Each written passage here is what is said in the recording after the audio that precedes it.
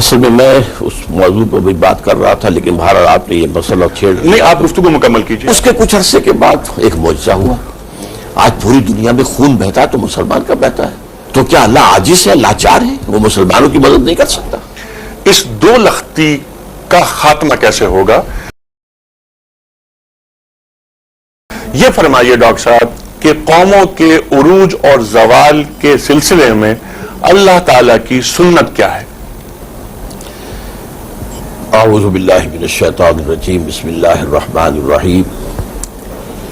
والعصر ان الانسان لفی خسر الا الذین آمنوا وعملوا الصالحات وتواصوا بالحق وتواصوا بالصبر. قوموں کے عروج و زوال کا جو ابدی قانون قرآن نے بیان کیا ہے وہ تو سورۃ العصر میں ہے.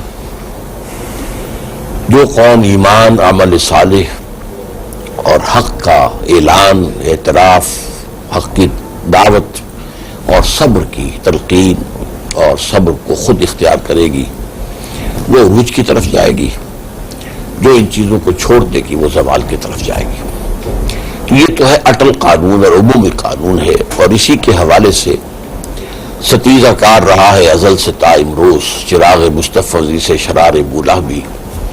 تو قرآن کا فلسفہ تاریخ یہی ہے کہ اس حوالے ہی سے اونچ نیچ ہوتی رہی.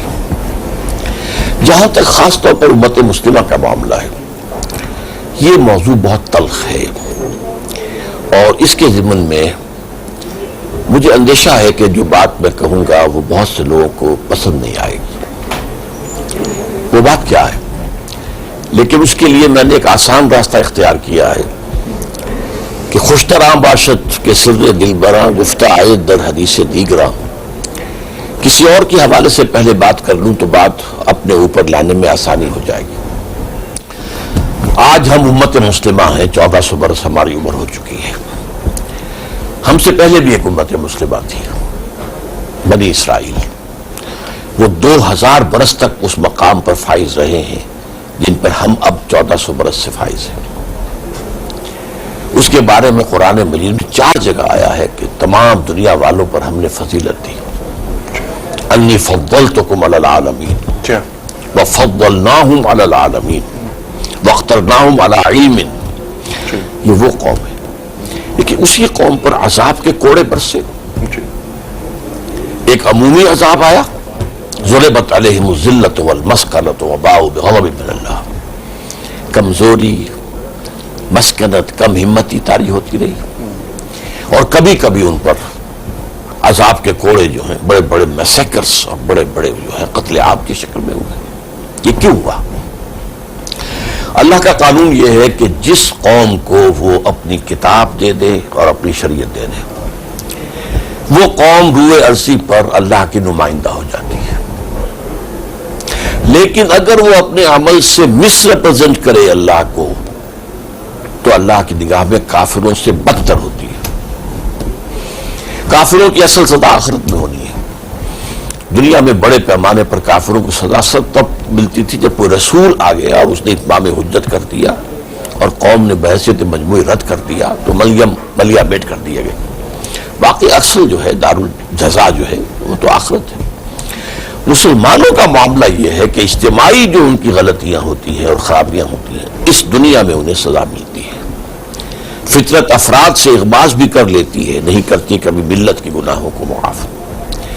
آج ہم اسی عذاب میں مبتلا ہیں، اس لیے کہ ہمارا فرض منصب ہی یہ قرار دیا گیا تھا وَكَذَلِكَ جَعَلْنَاكُمْ أُمَّةً وَسَطًا لِتَكُونُوا شُهَدَاءَ عَلَى النَّاسِ وَيَكُونَ الرَّسُولُ عَلَيْكُمْ شَهِيدًا. کہ ہم نے تمہیں امت بنایا ہی اس لیے، امت وسط بنایا ہے کہ رسول اتمام حجت کر دیں تم پر اپنے دعوت و تبلیغ کے ذریعے سے، اپنے قول اور عمل دونوں سے، اور اجتماعی اور انفرادی دونوں سطحوں پر. اور اب جب کہ رسالت کا معاملہ جو ہے، نبوت کا معاملہ ختم ہو رہا ہے، آئندہ یہی کام تمہیں کرنا ہے. ٹھیک ہے، یعنی کار رسالت کو آگے بڑھانا ہے، کار رسالت کو اپنی آخری منزل تک پہنچانا ہے. اس لیے کہ حضور کو تو بھیجا گیا تھا پوری دنیا کے لیے، اور بھیجا گیا تھا لِيُظْهِرَهُ عَلَى الدِّينِ كُلِّهِ، کہ جو دین دے کر بھیجا گیا آپ کو اس کو آپ غالب کریں. جی ہاں. تو جب تک کل روئے ارضی پر اللہ کا دین غالب نہیں ہوتا ابھی تک آپ کا مشن جو ہے وہ ابھی آگے بڑھ رہا ہے، بڑھے گا، جائے گا. ٹھیک ہے، یہ عالمی سطح پر غلبے کی آپ بات کر رہے ہیں، یہ تو الٹیمیٹ گول ہے، ہوگا. ٹھیک، یہ تو ہوگا، اس پر ہمارا ایمان ہے. ڈاکٹر صاحب، زوال کی تاریخ پر بات ہو رہی تھی، ہم نے تو عروج کی صدیاں دیکھی، ہمارا سورج سوا نیزے پر تھا، یہ زوال کا آغاز کیسے ہوا؟ اصل میں اس موضوع پر بھی بات کر رہا تھا، لیکن بہرحال آپ نے یہ مسئلہ چھیڑ دیا. نہیں، آپ گفتگو مکمل کیجئے. پہلے یہ عرض کر دیتا ہوں آپ کے سوال کا جواب. دیکھیے، پہلی بات یہ ہے کہ عروج اور زوال کے حوالے سے دو چیزوں میں بنیادی فرق کرنا چاہیے. ایک ہے اسلام کا عروج اور زوال، مسلمانوں کا. ایک ہے مسلمانوں کا عروج اور زوال. جی، ہم بات مسلمانوں کی. اسلام کا عروج جو ہے وہ خلافت راشدہ پہ اور اس کے بعد اس کے خاتمے کے بعد سے زوال شروع ہو گیا اور مسلسل زوال ہوا ہے، آج تک زوال چل رہا ہے. اس کے بعد اسلام کے عروج کا دور نہیں آیا. البتہ خلافت راشدہ کے بعد عربوں کی زیر قیادت امت مسلمہ بڑھتی چلی گئی اور اس کے بعد کئی سو برس تک ڈنکا بجایا انہوں نے. عروج مسلمانوں کا رہا، یہ اسلام کا نہیں تھا. اچھا، اس کو آپ مسلمانوں کے عروج کو اسلام کے عروج سے الگ رکھ رہے اور ہیں. میں بلکہ اس کے لیے جو علامہ اقبال نے اصطلاح استعمال کی ہے اپنے خطبہ الہ آباد میں، عرب امپیریلزم، جی، یہ اصل میں عرب امپیریلزم تھا. اچھا، اس کے بعد اس کا ختم ہو گیا معاملہ. 1258 میں آخری خلیفہ بنو عباس کا جو ہے وہ بحر سے گھسیٹ کر لا کر اور سڑک پر ایک جانور کی کھال میں لپیٹ کر اس کو ڈال دیا گیا اور تاتاریوں نے گھوڑے دوڑا دیے. پھر وہ زوال ہو گیا. اس کے کچھ عرصے کے بعد ایک معجزہ ہوا، پاسباں مل گئے کعبے کو صنم خانے سے، آیا فتنہ تاتار. پھر دوسرا عروج شروع ہوا مسلمانوں کا under the leadership of the tricks. ٹھیک، وہ بھی پھر اس کا زوال ہو گیا اور وہ انتہا کو پہنچ گیا 1924 میں جبکہ خلافت کا خاتمہ ہوا. تو یہ ہے مسلمانوں کا عروج و زوال. ایک ہے اسلام کو، ہماری زیادہ دلچسپی اسلام کے عروج و زوال سے ہے. اچھا، مسلمانوں کا اور اسلام کا یہ عروج و زوال کا معاملہ علیحدہ کب سے ہوا ہے اور کیا وجہ ہوئی ہے؟ اس میں اصل میں قرآن پر سے شفٹ آف ایمفیسس ہو جانا، ایمان کے بجائے اسلام. اس لیے کہ ریاست کی جو اصل شہریت ہے وہ تو اسلام کی بنیاد پر ہے. ایمان تو دل میں ہوتا ہے، کیا پتا کسی کے ہے یا نہیں ہے. جب اسلام جو ہے ایک اسٹیٹ کی شکل اختیار کی اس نے، تو اب شفٹ آف ایمفیسس ہوا ہے ایمان کے بجائے اسلام پر اور قرآن کی بجائے حدیث اور فقہ پر. اور قرآن سے جو دوری بڑھتی چلی گئی تو ایمان جو ہے در حقیقت ایمان تو قرآن سے ہے، وہ ایمان میں ضعف اور اضمحلال پیدا ہوا. تو یہ اصل سبب ہے.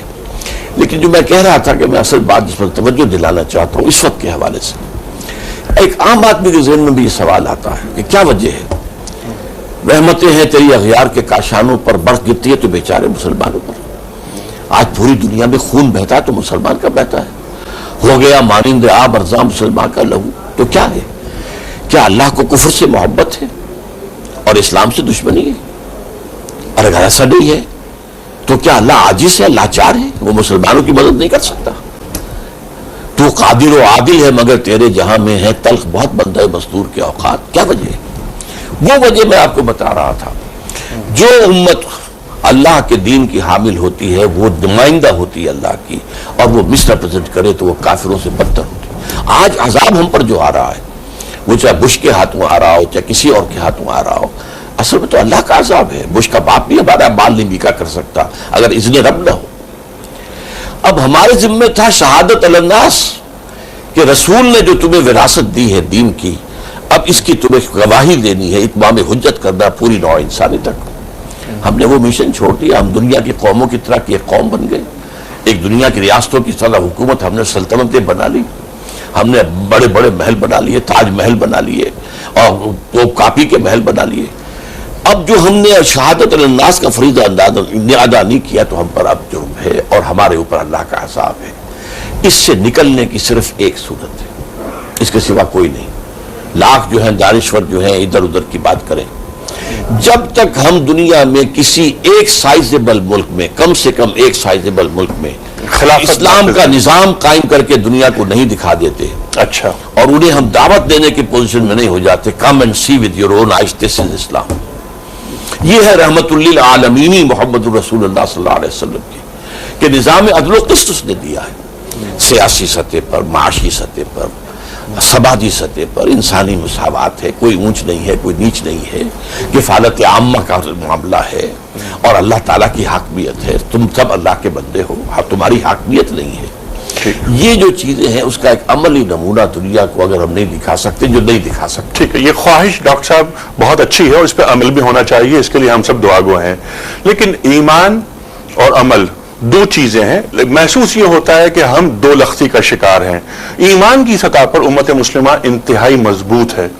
سرکار دو عالم صلی اللہ علیہ وآلہ وسلم کی شان میں کارٹون چھپ جاتا ہے تو پوری امت مسلمہ ایک ہو جاتی ہے، اپنی جان نچھاور کر دیتی ہے، لیکن وہی رسول کریم صلی اللہ علیہ وآلہ وسلم اپنے کچھ تقاضے جو مسلمانوں پر عائد ہوتے ہیں وہ طلب کرتے ہیں تو ہم عمل کی سطح پر وہاں نہیں پہنچ پاتے جہاں ہمیں پہنچنا چاہیے۔ اس دو لختی کا خاتمہ کیسے ہوگا تاکہ کہ وہ ایک مملکت جیسا کہ آپ کا خواب ہے جو آپ کی دعا پر میں نے آمین کہا کہ وہ ایسی سائزبل مملکت وجود میں آنی چاہیے جہاں پر اللہ اور اللہ کے رسول کے قوانین نافذ ہوں۔ مجھے ایک بات سے آپ کے شدید اختلاف ہے۔ وہ کیا؟